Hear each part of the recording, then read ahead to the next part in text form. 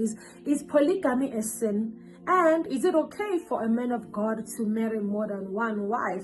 Thank you so much, Nkazimulo, for that question. The Bible does not specifically say that polygamy is a sin, but we can conclude, judging from the men that God used in scripture, starting from Father Abraham, going to Jacob, even to the man that was after his heart, David, we can conclude that God allows it, okay? So we cannot specifically say that polygamy is a sin, but we can conclude to say God allows it, okay? But I need you to note this, that polygamy was never God's intention, okay? It was never God's original plan for a man to have more than one wife. How do we know that?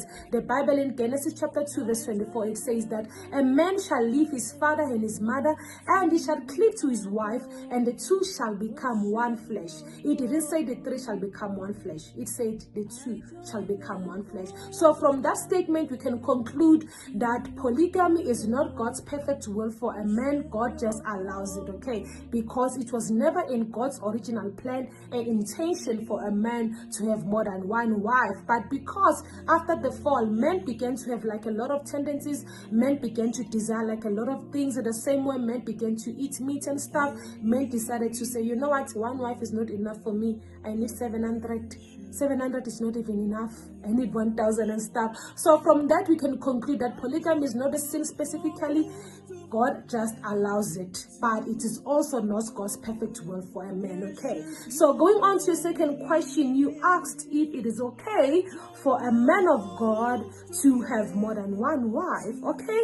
When you read the Bible in Timothy, 1 Timothy chapter 3 verse 2, the Bible gives us like the qualification of a man of God, okay? It specifically says that if a man desires the office of a deacon or a bishop, he must be a husband of one wife, meaning that you cannot be a man of God and have like more than one wife, you know. And judging from the statement, you can also like see that maybe in the early church, like there were some brethren in the church who had more than one wife, but because they had more than one wife, they were disqualified from applying to become like a bishop or a deacon and stuff. So like we can conclude on the second question and say that like you cannot be a man of God and be like a polygamist. You have to choose one. It's either you decide to be a man of God or you choose to be a polygamist, okay? And I believe there's a reason why God like said like a man should have like one wife, you know. God has our best interest at heart, you know.